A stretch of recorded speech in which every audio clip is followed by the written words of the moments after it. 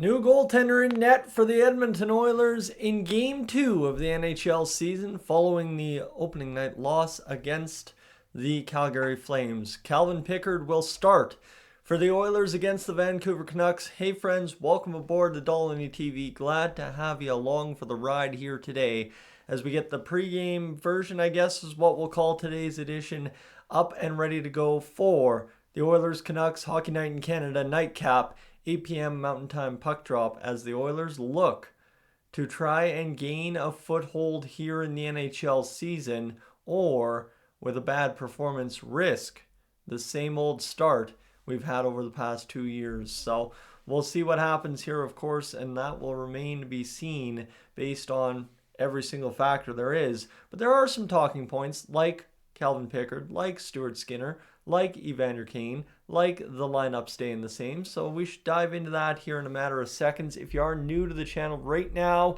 I would encourage you to hit that subscribe button. Would love to have you aboard as a regular subscriber on the channel. If you just did that following the video about Stuart Skinner there, kind of a grand scheme look at, is this truly the last year of Skinner as an Oiler? Well, let's hit that first, as Mr. Ryan Rishaug was on Oilers Now last night, talking about Stuart Skinner and his season upcoming. He's going to get some runway.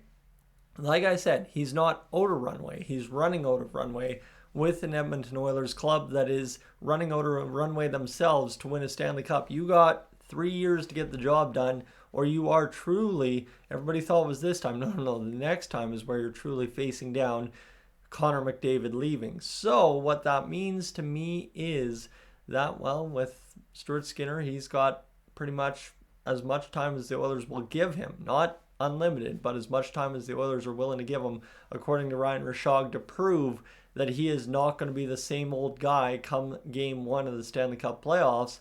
And, Ryan Rishaug mentioned, quite simply, if, they deem Skinner's not going to do it, Stan Bowman can get things done, and Stan Bowman will get things done. So that is where we are at on Stuart Skinner today. Again, coming into the season, an Oilers team that I think knew already they couldn't 100% rely on Stu to be the answer for everything, and nor should you. Again, he plays 50 games a year throughout his career, so you still need a goaltender that'll play 30. That means Calvin Pickard starts tonight.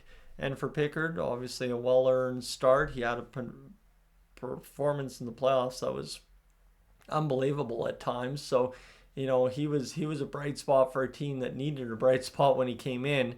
And then, of course, got injured, which sucked. But, it's a situation where he gets his first start of the season in Game 2 of the season. The Oilers not necessarily sending a message there other than, hey, we really appreciated everything you did for us in the playoffs. Here's your game against another big division rival in a game in which, similar to Calgary, you need results. The Oilers, despite a huge gaffe by Stuart Skinner, got a pretty good performance from Skinner that led to an 8th round shootout loss. So, again, pump the brakes a little bit if you're really upset at Skinner. It is one game, but it's a trend that's continued over the past 3 playoffs and 2 seasons, so make of that what you will.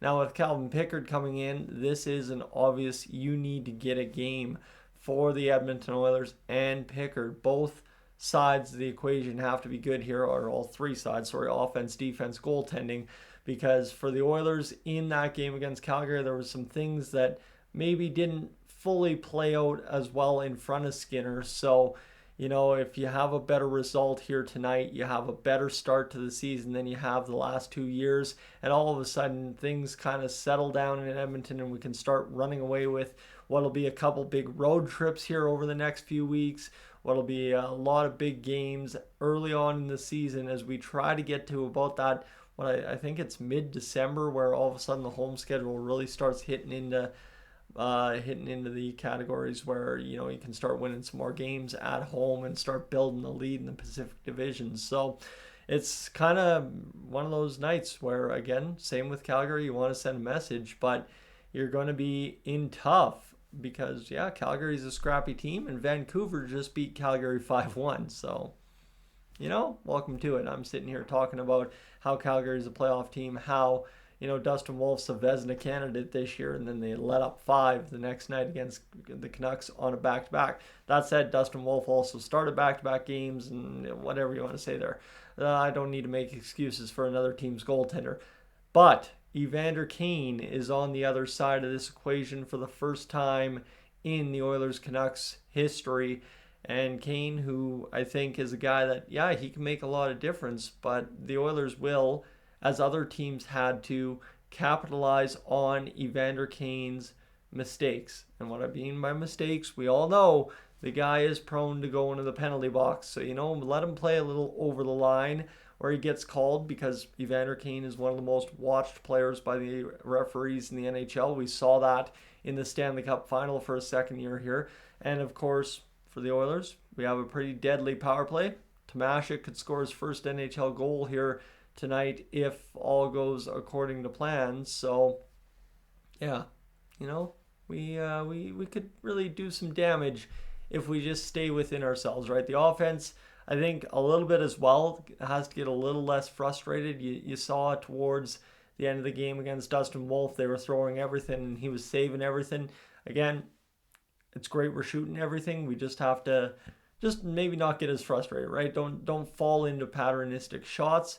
Again, I don't think we can necessarily category Calgary as that, but once you start doing it game after game, it starts happening a little bit, similar to the last 2 starts as well. So we'll see if the Oilers can kind of find a way to just start scoring goals early, keep scoring goals through the middle of the game, and finish the game scoring goals. A 6-goal effort, like 2 goals a period here, would be a real big thing. And of course, I want to go back to Calvin Pickard to close this up. It will be interesting to see kind of if the Oilers have that similar lackadaisical play in their defensive structure, similar to Calgary at times, right? The few goals they're against, you could say the Oilers could have done this better, could have done that better. I would say mostly, for the most part, it's nitpicking, other than Bouchard coming back on the 3rd goal.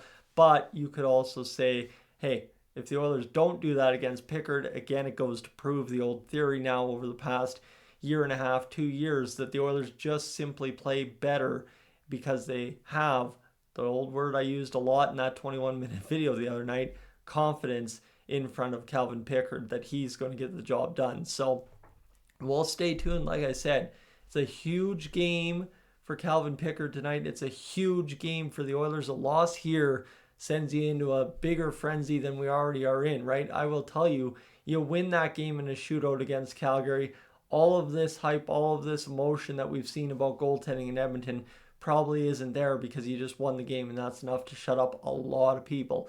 Now, again, you lose another game here tonight, whether Pickard's the problem or not, there will be a lot of hell to pay when it comes to talking about the Oilers and what comes next in the next game out. So we'll hopefully see a better effort from the Oilers start to finish, right? A full 60. You get one less gaff in net. You get a little stronger defense in front of Pickard, and we toast ourselves to a 6-2, 6-3 victory. Again, this Oilers team is plenty good enough to win a lot of hockey games, giving up 3 goals a night. But it's just, you got to stop the ones you got to stop, and we'll see if that is the case here tonight. I do want to mention, like I said right off the top, the lineup is the same from last game. So for those of you hoping that Frederic would be removed from the top line, good luck to you. Frederic will be a key contributor for the Oilers on the top line over the next few weeks. But he's not a guy who's going to make those extra plays that Zach Hyman does. He's a guy that's just going to make the net front plays that Zach Hyman does. So watch for him to hopefully chip one past whoever's starting in net for Vancouver tonight. And that should lead us to a little bit of a victory. If Tomashik can find a goal on the power play, you see that I've already got my hopes for tonight's hockey game. So glad to have you aboard here for today's edition of the pregame, friends. Thank you for hanging out. For right now, though, I'm going to head out to Chestermere, go check out some hockey down there, and we'll catch you a little later on tonight, probably post-game. A little bit of Blue Jays talk once we get to the arena. For right now, though, I am up on out of here.